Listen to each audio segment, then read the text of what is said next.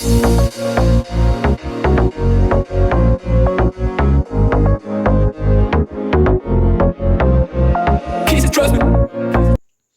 guys, yeah, welcome back to my channel. This is Sim and Stitches again. Okay, so as you have seen on the thumbnail of this video, I'll be teaching you how to do your hip padding. So body enhancement is part of fashion designing now, so you can incorporate your hip enlargement into your design. So if you are interested in knowing how to make your hip bigger than its size, I want you to carefully watch this video. So I'll be making use of the previously drafted penciled skirt pattern. I have a video on how to draft a pencil skirt. I want you to watch that video to understand better. So what I did here is to join the two sides together, the front and the back piece. I joined it together by the sides, and then at the side waist, I came down by 1 inch. So that is what I marked. You mark your 1 inch from the side waist for the front, and you do so for the back as well. So that point that you see me mark is my 1 inch. Then after that, on the hip line, you mark for the front, you mark 6 inches, 6 inches for the front, and then you mark 7 inches for the back on the hip line. From the side, you mark 6 inches for the front, and for the back, you mark 7 inches.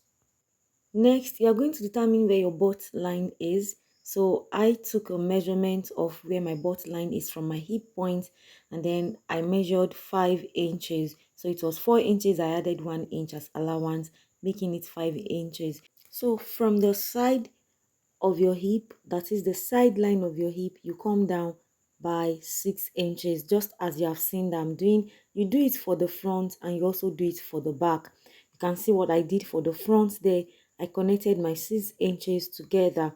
All right, then I joined the 1 inch that I marked at the top. I joined it with the hip line, the 6 inches on the hip, and then the 6 inches on the side, that is the butt mark. The next thing I did, on my back hip line, I measured 4 inches downward. From that point where I marked my 7 inches line, you come down by 4 inches. This is going to give you like a curve for your butt. It's going to give you like a curve for your butt. So it's going to give you a curve for your butt, and then you connect the lines that you have marked together to give you a semi-circle, like an arc shape. So as you can see from the video, connect them together. It's very simple. Once you have marked out all the points that need to be marked, what you need to do is to connect them together. And while you are connecting, make sure that your curves and your rounded angles are well curved.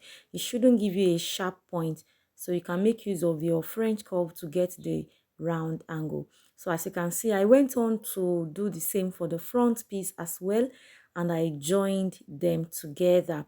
You can see from the video, you mark down your hip line. On your hip line, you mark down the center, and then you join it together with the 1 inch from the waistline that you have marked.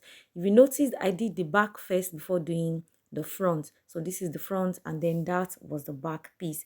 So the next thing you want to do now is to cut out the mark that you have just made. You cut out this point, because this is what we are going to be using to cut out the foam. So this foam is going to be used to pad, to give it extra volume and give it the cushion that you want to give an illusion of a hip. So in order not to get confused, I went ahead to label each piece, the front and the back, the up and the down. It is very important that you label this, because you will need it when you are joining it together. All right, so I used the 1 inch foam, the 1 inch cushion foam. So you can just go to the market and tell them you want hip padding foam. They have it there. Those people that sell fabrics, tailoring materials. So I cut out the shape for each piece. So I made sure that I labeled my foam as well, so that I won't get confused when I'm sewing the piece together. It can be quite confusing if you don't label. So don't forget, don't make the mistake and label them. So I went on and traced out the back as well, and I cut each piece out. I cut the front first, and then I cut the back piece as well. You can see that. Don't forget to cut the right side.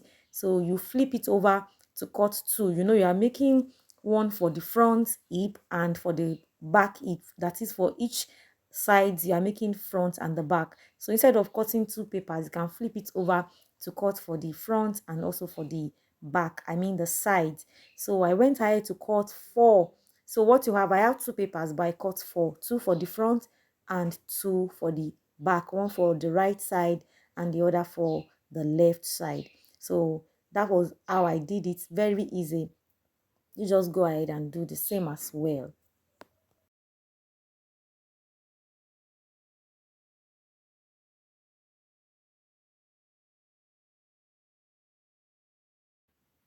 So after you are done cutting out the foam, the next thing you want to do now is to shred the edges. So you are going to shred off the sharp edges to give it a flat effect, such that it won't be obvious that you are wearing an hip pad. So this is just to flatten out the edges, to trim it and give it a sliding effect to fit into your skin when you are wearing the hip padded clothes. So instead of it being sharp and pointy at the edges, when you trim off and you shred off all these excesses, it will give you that flat slicky effect on your skin, and then it won't even be obvious at all that you have padded your hip. So just carefully cut out in pieces. Use a very sharp scissors to do this, to give you the fine, nice, smooth effect. So you cut out and shred it off until you have achieved a flat surface. You can see what I have there. You keep shredding until all the surface is flat and, you know, clean and neat.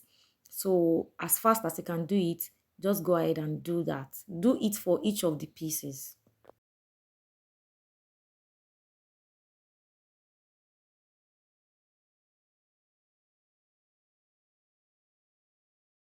So when you are done shredding the foam, the next thing you go on to do now is to cover it with your hairstay. So this hairstay is just to give it a neat finishing and add more structure to it.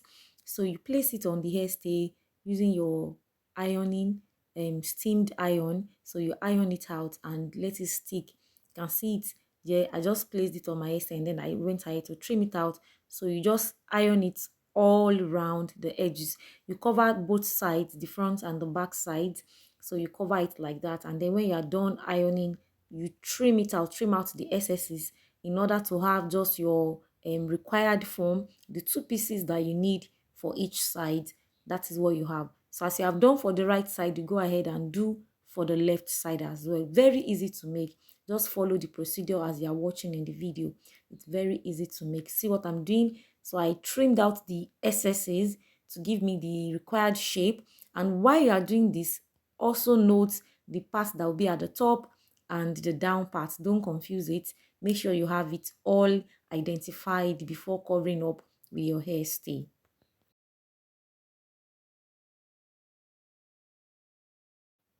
Next, then you take it to your sewing machine and join the sides together.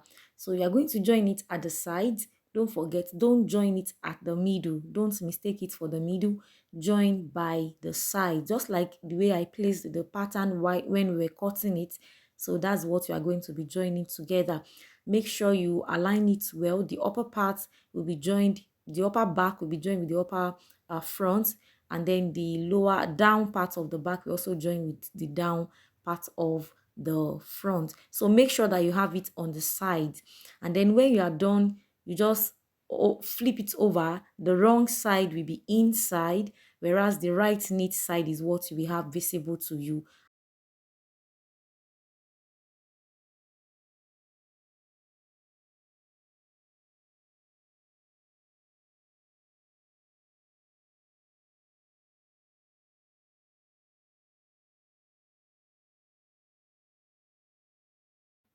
So there you have it, your hip pad ready to be inserted into your skirt. So this is what you put at the hip area of your fabric that you're sewing your design, either a dress, a jumpsuit, a tight, or a skirt. So you have it all like that. Very easy and simple to make. So you see in this video, Very easy. The procedure is very easy as long as you follow. See what I'm saying? So I just, this time around, I've not yet sewn it to the fabric that I'm working with. I just inserted it into these leggings, and you can see that the hip area has been elevated, comparing it with the way it was on without the hip on the mannequin. So look at it, well rounded and fuller. So instead of you going to do a Brazilian butt lift, this is a trick to it. This is what you see on most of your favorite celebrities when they go on the red carpet. It is much more convenient and less painful. So before you do that, do this first. All right. So now I have my hip pad for the two sides, the front and the left and the right side. Now I'm going to go ahead and attach it to the fabric I'm working with. So this is the skirt. So I already marked from the top, from the waistline, I marked 1 inch downward, and then I secured it with my pin, and I placed it making sure that the hip line aligns with where my hip line is on the skirt.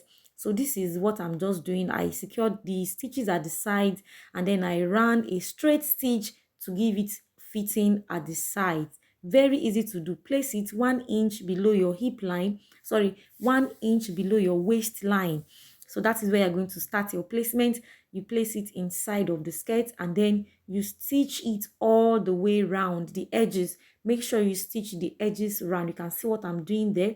You take it to the sewing machine using your running stitch.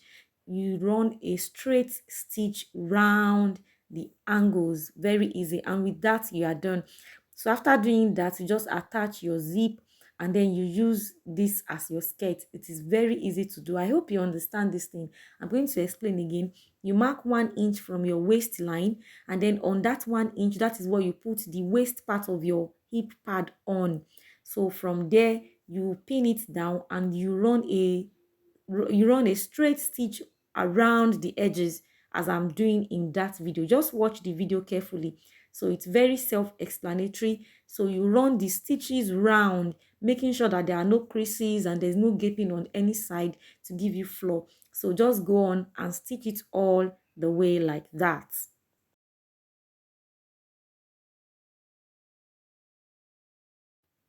So right after that, after attaching the hip on the side, you go ahead and fix your zipper for the skirt. So I went on to stitch it all the way through, and added my zipper.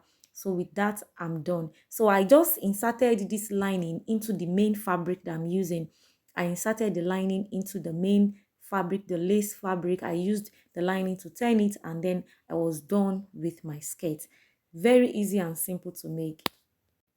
And there you have it, your hip padded skirt or dress, fully sewn and neatly done. You can see that it's not even obvious that this skirt was padded.